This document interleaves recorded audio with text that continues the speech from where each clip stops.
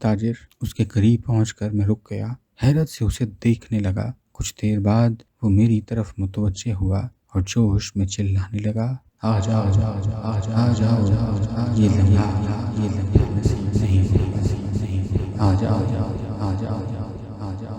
پھر چاروں طرف سے لوگوں نے میزاب رحمت پر رویش کر دی۔ وہ سب چیخ رہے تھے، چلا رہے تھے، آیات کے نعرے لگا رہے تھے، ایک دوسرے کو یوں دھکے دے رہے تھے جیسے ہولی کھیل رہے ہوں۔ کوٹھے کی چھت پر وہ کوٹھے کا والی مسکرا رہا تھا، میزاب رحمت کی رنگ پچکاری سے بہشت کے گاہکوں کو بھگو رہا تھا، ان کی تھکم بیل کو دیکھ کر تالیاں بجا رہا تھا، قہقہے لگا رہا تھا، لیکن کوئی اس کی طرف متوجہ نہ تھا، کوئی اس کا طالب نہ تھا، کسی کو اس کی موجودگی کا احساس نہ تھا۔ وہ سب بہشت حاصل کرنے کے لیے ایک دوسرے کو دھکے دے رہے تھے۔ ان کی نگاہوں تلے حوریں تھیں، دودھ کی نہریں تھیں، باغیچے تھے، پھلوں سے بھری ہوئی تشتری۔ بے شک ان کے ہونٹوں پر اللہ کا نام تھا، لیکن وہ سب اس نام کو استعمال کر رہے تھے، اپنے آرام و آسائش کے حصول کے لیے استعمال کر رہے تھے۔